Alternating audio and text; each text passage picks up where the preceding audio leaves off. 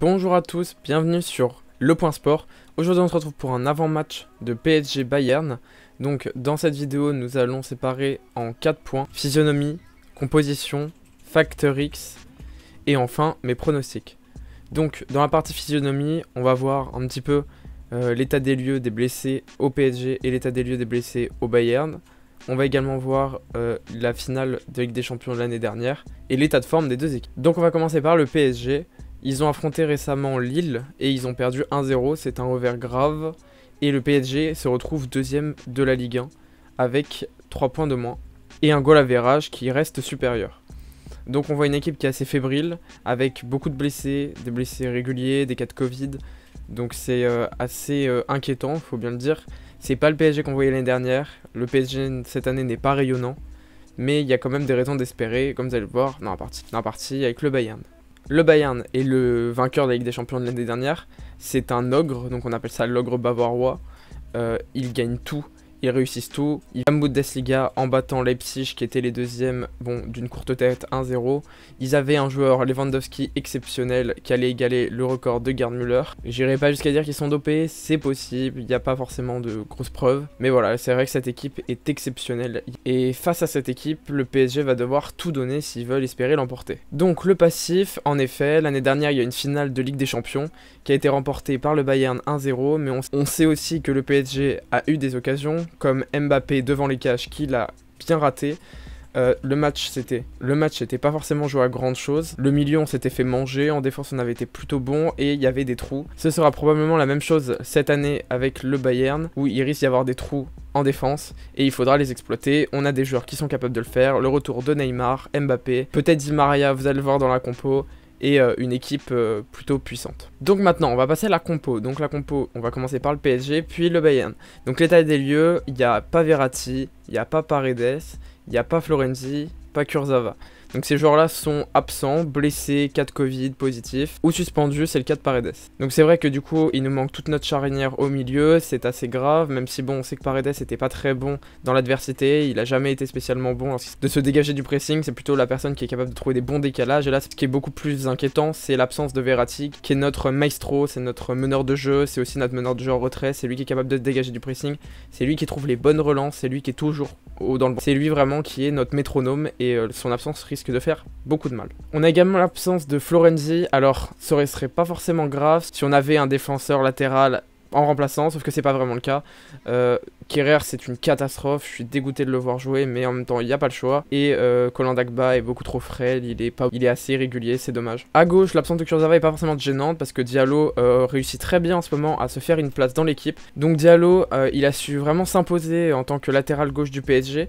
C'est assez étonnant de sa part, mais en même temps, il a de la vitesse, il a de l'impact, et il a su apporter même un peu offensivement, c'est pas très important. Là, ce qu'il va falloir, c'est bien boucher les couloirs avec Coman qui risque d'être assez dangereux. Donc Diallo, il a sa place, moi je le mettrai titulaire sans aucun doute possible, et l'absence de Kurzawa confirme que de toute façon, ce sera lui à gauche. La charnière, Kimpembe, Marquinhos, rien à dire. Keylor Navas, exceptionnel, il reste au cage. Le milieu, c'est là qu'il y aura une petite surprise, donc moi je prends un milieu à 3, mais un peu spécial.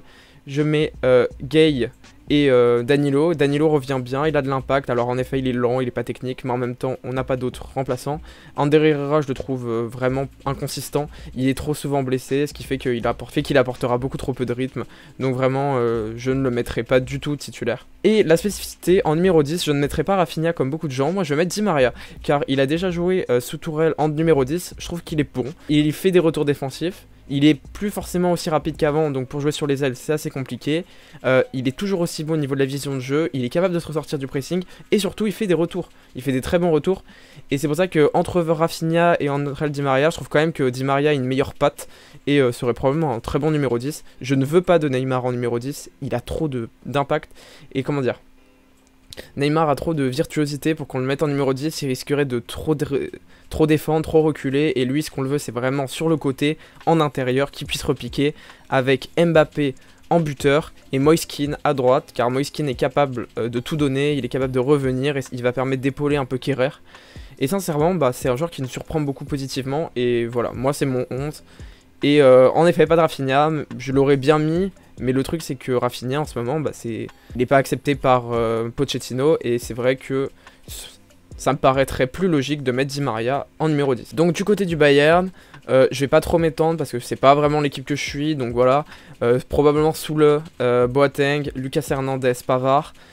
Au cage, Manuel Neuer exceptionnel, Goretzka Kimmich au milieu, Coman, Müller, probablement Choupo-Moting car on a appris que Gnabry serait certainement absent et Lewandowski. Et à droite Leroy Sané, il est rapide, il est technique, il va nous faire du mal, ça c'est évident, le Bayern va nous faire du mal, l'Ogre va nous faire du mal. Donc les facteurs X maintenant, alors du côté du PSG, il y en a deux, Neymar, Mbappé, est-ce que c'est surprenant ? Neymar, il vient de revenir de blessure, il a été très mauvais face à Lille, il se prend un rouge, il a pété les plombs et j'espère qu'il pètera pas les plombs dans un match qui risque d'être difficile face au Bayern. Mbappé, il revient bien, il a beaucoup plus d'impact et là le Bayern va jouer probablement très haut avec un fort pressing, donc il va falloir qu'il trouve les brèches et qu'il s'engouffre dedans.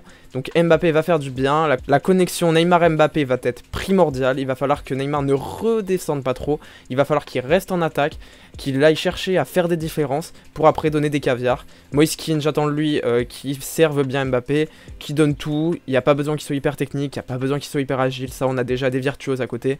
Lui il va juste falloir qu'il mouille le maillot, mais bon je me fais pas trop d'inquiétude de ce côté là. Du côté du Bayern, alors le Factor X, il n'y en a pas vraiment, je pense que ça va être Manuel Neuer. Donc comme en finale de Ligue des Champions de l'année dernière, s'il est exceptionnel, le Bayern sera probablement exceptionnel, s'il se loupe ou s'il est moyen, il y a moyen qu'Mbappé en sorte une ou deux, donc c'est possible que le PSG gagne.